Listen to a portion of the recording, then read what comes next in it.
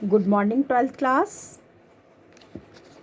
आपकी बुक आरोह भाग 2, इसमें हम कवि हरिवंश राय बच्चन को पढ़ रहे थे। मैंने आपको लास्ट क्लास में कवि का जीवन परिचय और उनकी रचनाओं से थोड़ा सा परिचय करवा दिया था और 8 पंक्तियां कविता की आप पूर्व कक्षा में पढ़ चुके हो। आप देखिए आगे क्या पढ़ा था इन पंक्तियों में। मैं जग जीवन का भार लिए फिरता हूँ, फिर भी जीवन में प्यार लिए फिरता हूँ। कर दिया किसी ने झनकृत जिनको छूकर, मैं सांसों के 2 तार लिए फिरता हूँ। मैं स्नेह सुरा का पान किया करता हूँ, मैं कभी न जग का ध्यान किए करता हूँ। जग पूछ रहा उनको जो जग की गाते, मैं अपने मन का गान किया करता हूँ। इन 8 पंक्तियों में कवि ने बताया था कि मैं अपनी सांसारिक जिम्मेदारियों का भार ढोता हूँ और फिर भी उसके बाद भी अपने जीवन में उनके जीवन में प्यार का महत्व है। प्यार को अपने साथ लिए फिरता हूँ, मेरे जीवन में प्यार का महत्व है।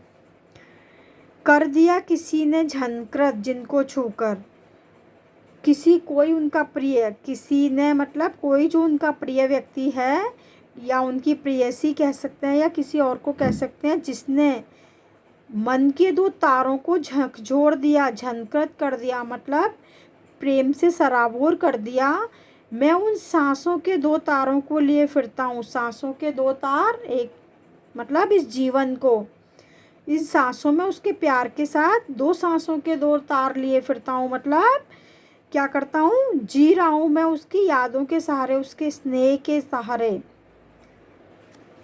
मैंने स्नेह रूपी मदिरा का पान किया है और कभी संसार की तरफ मैंने ध्यान ही नहीं दिया, चाहे कोई मेरी आलोचना करे या प्रशंसा।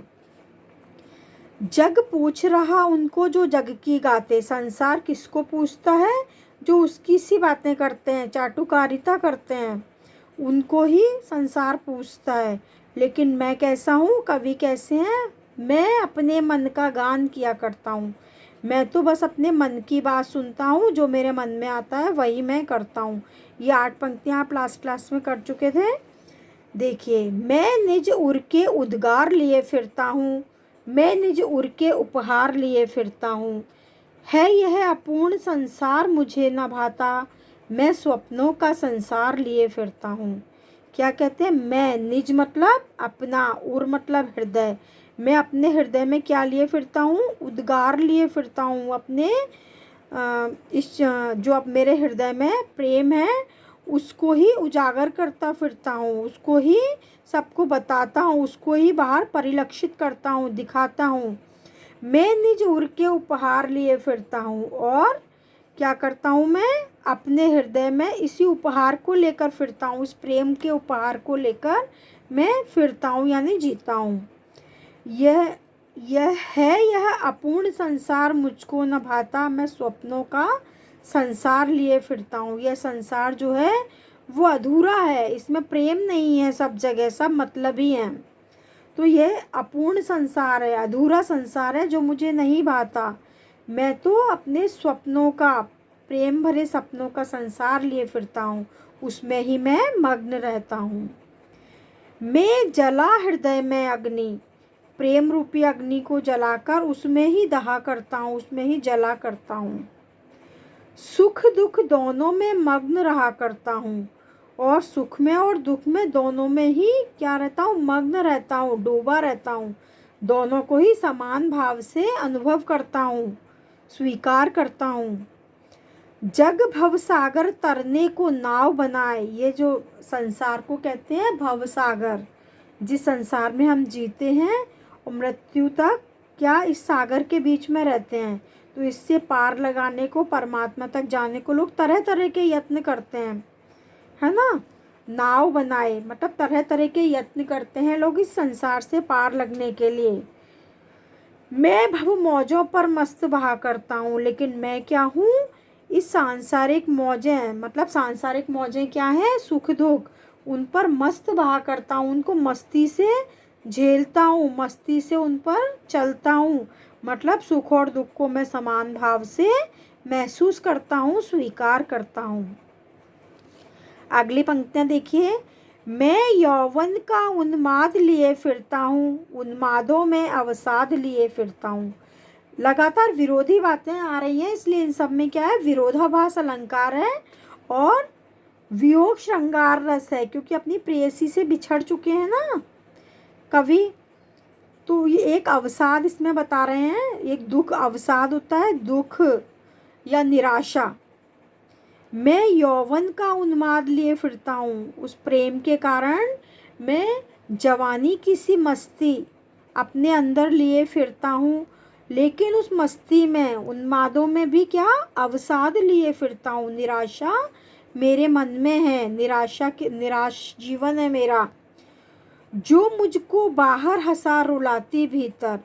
मैं बाहर से तो जो कविता की रचना करता हूँ, अपनी यौवन जैसा उन्माद मेरे अंदर है, उसके अंदर निराशा छुपी हुई है। इस कारण मैं बाहर से तो सबको हंसता हुआ दिखाई देता हूँ, लेकिन अंदर ही अंदर मैं रोता हूँ। मैं हाय किसी की याद लिए फिरता हूँ, मैं किसी की याद अपने हृदय में लेकर धारण करके घूमता हूँ। ठीक है, अपने प्रियजन की याद कवि करते हैं, और उसी प्रेम में तो वे खुश हैं, और उस खुशी में ही उनका दुख है, क्योंकि वो प्रिय उनके पास नहीं है, उसकी यादों के सहारे वे जीवन जी रहे हैं। पेज पलटिए आप लोग, पेज नंबर 6 पर आ जाइए। कर यत्न मिटे सब सत्य किसी ने जाना, नादान वही है हाय जहाँ पर दाना। सभी क्या कहते हैं, सभी बुद्धिमान लोग क्या कहते हैं कि प्रयास करने से सब कुछ मिट जाता है। प्रयास अगर किया जाए, किसी चीज़ को मिटाने का यत्न किया जाए तो सब मिट जाता है, लेकिन सत्य किसी ने नहीं जाना। सत्य वास्तव में कुछ और है। चाहे कितना ही प्रयास किया जाए, किसी प्रिय की यादें हृदय से कभी नहीं जाती।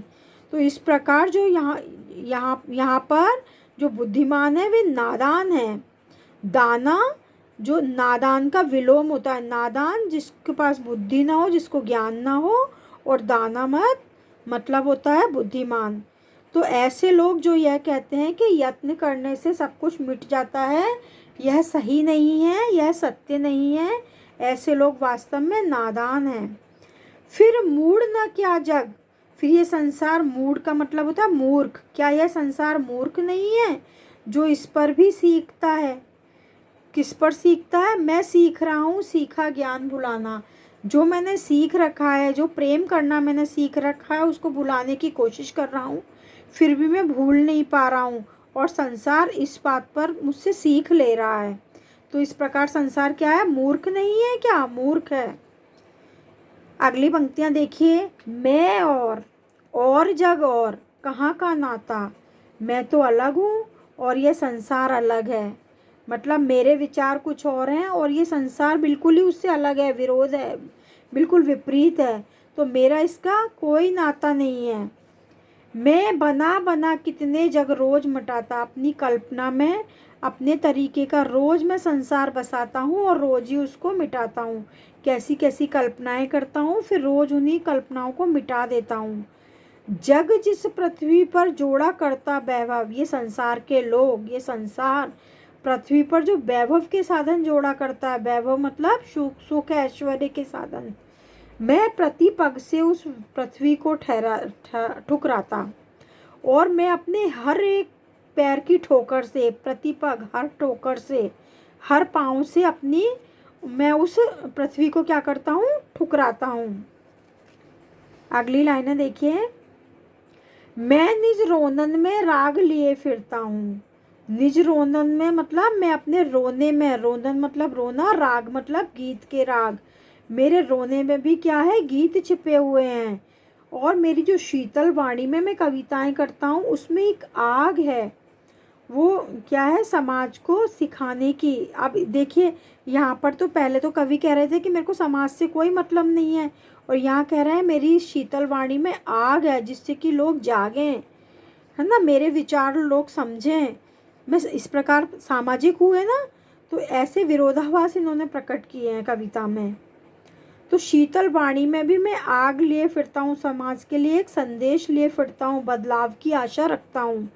हो जिस पर भूपों के प्रासाद निछावर। देखो, भूप मतलब राजा और प्रासाद मतलब राजभवन। तो जिस पर कि भूपों के प्रासाद भूपों के मतलब राजाओं के राजभवन न्योछावर हो, मैं खंडर का वह भाग लिए फिरता हूँ। मेरे प्रेम रूपी खंडर का उस भाग को लेकर मैं फिरता हूँ, उसके सहारे में जी रहा हूँ।